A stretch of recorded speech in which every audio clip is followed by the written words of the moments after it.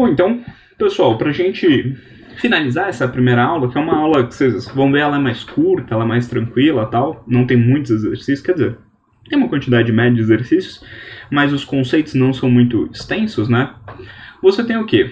Você vai dividir essa digestão geralmente em duas formas aí, né? Então, uma digestão intracelular. Então, aqui, né, a gente está pegando como exemplo, que é o exemplo da sua apostila mesmo, um paramécio, tudo bem? Então, você está olhando para um indivíduo unicelular que as partículas alimentares vão ser englobadas, como, por exemplo, o Buoro comentou lá na live dele, né, falando sobre fagocitose para alimentação. Então, indivíduos unicelulares vão utilizar esse processo de fagocitose, né? Então, tudo isso vai ser formado um vacúolo digestivo, tudo bem? E aí, esse vacúolo digestivo, que pode ser chamado de fagossomo ou endossomo, vai se juntar aí, né, com enzimas digestivas, geralmente que estão no lisossomo, né?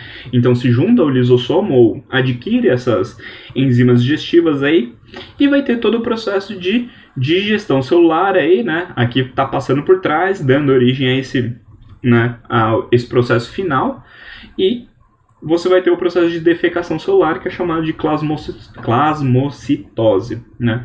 Então você pode ter um processo de digestão que é dentro da célula aí, tá? Isso também acontece, por exemplo, lá em poríferos, certo? Então em poríferos, os coanócitos, eles também são responsáveis, né? Além do movimento do flagelo para gerar o movimento da água, eles também vão capturar as partículas de alimento que estão em suspensão ali na água e vão fazer esse processo de digestão, certo? Então esse é o processo que é chamado de intracelular.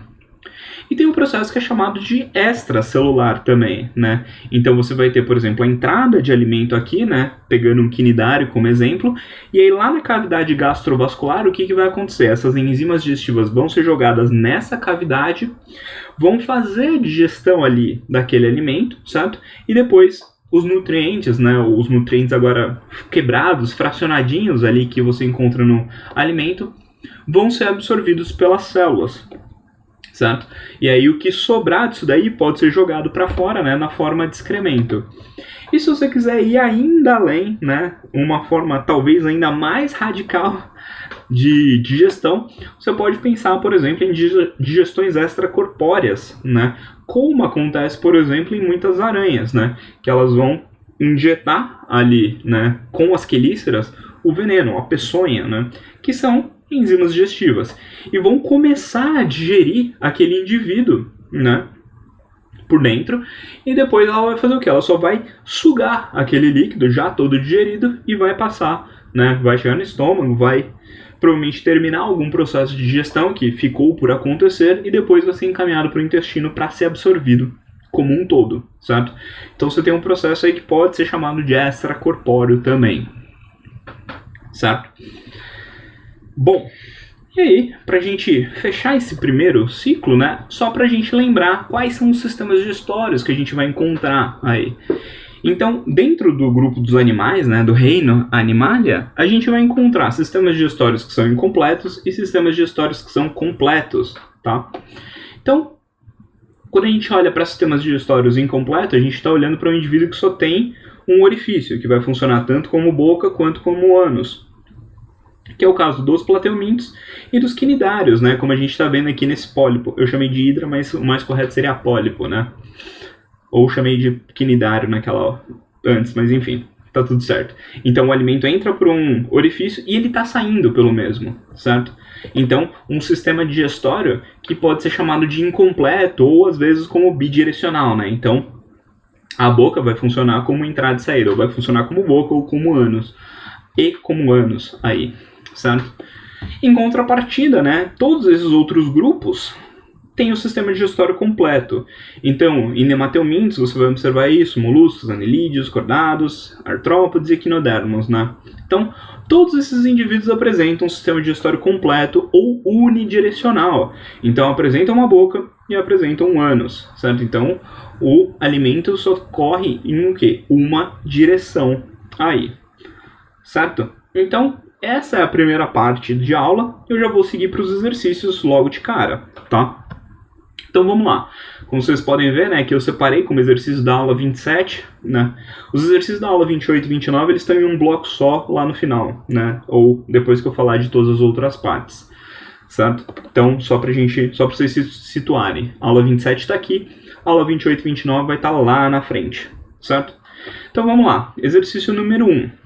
A diferença fundamental nos processos digestivos entre animais carnívoros e animais ruminantes é a existência, nesses últimos, de recurso específico de digestão para... Bom, quem são esses dois indivíduos, né? Então, indivíduos carnívoros, bom, você pode pensar em um ser humano que só coma carne, né? Talvez vocês até tenham escutado, né, em 2019, principalmente, né, tinha uma dieta meio em alta aí, que era uma dieta que chamada de carnívora, né? Então, a premissa era você come carne só. Que, enfim, ela tem uma série de problemas aí, né? Seria quase uma resposta contrária ao veganismo, né? Porque você vai ter aí um problema, provavelmente com deficiência de algumas vitaminas, possibilidade de deficiência de alguns minerais também. Então, a gente pode ter um quadro de problemas de saúde aí nesse sentido, tá? Então, animais carnívoros, vamos pensar, por exemplo, em um leão, certo? Que tem lá um trato digestório um pouco diferenciado nesse sentido, e aí vai ter uma certa capacidade de absorção, né, desses alimentos. E quem são os animais ruminantes? São os animais que ruminam, certo? Então são os animais que geralmente você vê o dia inteiro mastigando o alimento, né? Então geralmente você está olhando para quem? Exemplos fáceis aqui, né? Então, vacas e bois, por exemplo, cavalos, certo? Ovelhas. Então, são animais que vão se alimentar exclusivamente de folhas aí, né? Ou de plantas. E qual que é a diferença que a gente tem que pensar, né? Principalmente para esses dois? Quando você olha para folhas e plantas, elas têm um componente muito importante na célula delas, que é a presença de celulose, certo? E o que acontece? Nos seres humanos, né, e por exemplo, animais carnívoros, a gente não tem a capacidade da digestão da celulose. Tanto que, por conta disso, você vai ter o quê? Você vai defecar milhos inteiros quando você come esse milho, né? Ou a casquinha do milho, porque aquilo é basicamente pura celulose, então a gente não consegue fazer a digestão daquilo, certo?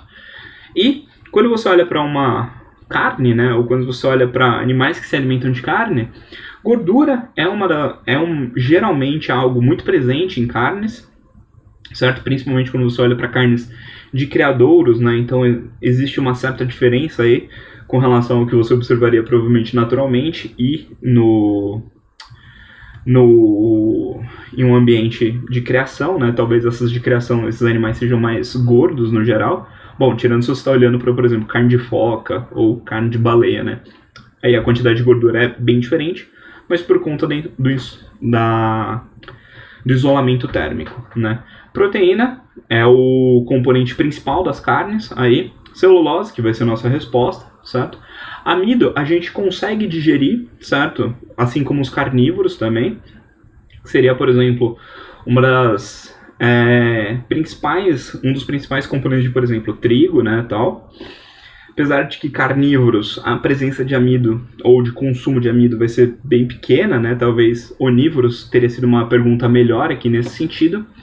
E glicose, bom, na verdade você nem faz uma digestão completa da glicose, né? Você, na verdade, para em glicose nesse monossacarídeo e absorve ela para ser utilizada, né? Então, a resposta que faz sentido aqui pra gente é celulose, né? Então, o recurso específico de digestão que existe em ruminantes e não existe nos carnívoros seria o da celulose, aí principalmente, certo? Bom, no exercício 2, o que ele fala? Marque a opção na qual todos os animais possuem tubo digestório completo. Bom, então a gente pode excluir pelo menos duas alternativas aí rapidamente, né? Porque aqui está falando de água-viva e água-viva, então posso excluir A e a B porque eu estou falando de quinidários aí. Se ele quer tubo digestório completo, posso excluir essas duas alternativas. E na D, ele está me dando esponja, né? Esponja nem falo de tecido, então tubo digestório, né? Tubo digestivo aí completo, que seria o sistema como um todo, Se eu não tenho tecido, eu não posso ter sistema. Então eu posso excluir essa alternativa também, que me deixa com a alternativa C, né? Peixe, que é um cordado, minhoca, um anelídeo, e gafanhoto, um artrópode. Todos eles têm tubo digestório completo. Bom, nesse exercício 3, o que nós temos? Certas substâncias, ao serem ingeridas pelo homem, atravessam a parede digestória e alcançam a corrente sanguínea sem sofrerem hidrólise, pois são suficientemente pequenas para serem absorvidas pelo organismo. Dos itens a seguir, tais substâncias são. Então você tem que olhar para coisas que não vão sofrer hidrólise. Então a gente vai pensar em coisas muito pequenininhas aí, tá? Então vamos lá. Vitaminas, ácidos nucleicos, lactose e água. Bom, esse daqui seria um forte candidato para a gente responder, certo? Mas o que acontece? Na verdade, lactose, ela não é um monossacarídeo que nem a glicose, tudo bem? Então ela é constituída de 2 açúcares juntos. Então uma galactose e uma glicose, certo? Essa é a lactose. E os disacarídeos, eles sofrem digestão ainda assim. Então a gente pode tirar isso daqui, tá? Então, vamos para a letra B. Água, ok, a gente vai ter absorção direta disso daí. Vitaminas, no geral, mesmo elas sendo lipossolúveis ou hidrossolúveis, são moléculas pequenas, tá? Então, se muito grandes, algo parecido com uma glicose, certo? Então, a gente vai absorver diretamente. Sais minerais, você está olhando para íons, né? Geralmente. Então, você está olhando para K+, Na+, ferro, né? Magnésio, essas coisas. Então, são absorvidas diretamente. E álcool, quando a gente pensa em álcool, a gente está pensando em etanol, uma molécula pequena também, são 2 carbonos ligados, né, na maior parte das vezes. Então, essa é a nossa resposta correta, tá?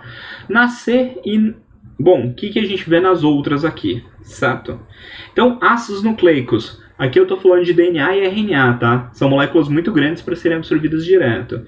Sacarose, o mesmo problema da lactose, né? Eu estou olhando para 2 açúcares aí. Então, para frutose ligado com glicose, né, dando uma sacarose. E no último a gente tem sacarose novamente causando esse problema, né? Então, a alternativa B como a alternativa correta de fato aí. E por fim, né, dessa aula, o exercício 4, o que a gente tem, né? O esquema abaixo representa uma das etapas do processo digestivo. Então, você tem uma sacarose, certo? Sofrendo a ação aqui da sacarase e sendo quebrada em 2 monossacarídeos, tá? Então a gente tem que lembrar que a sacarose, né, essa terminação ose aqui de glicose, sacarose, certo? Se a gente olhar ali embaixo, né, nas alternativas maltose, galactose, frutose, né, são coisas, são açúcares, tá? Essa terminação de ase a gente vai ver em alguns outros momentos, né, ou pelo menos em algumas outras, ela é uma terminação de enzimas, né?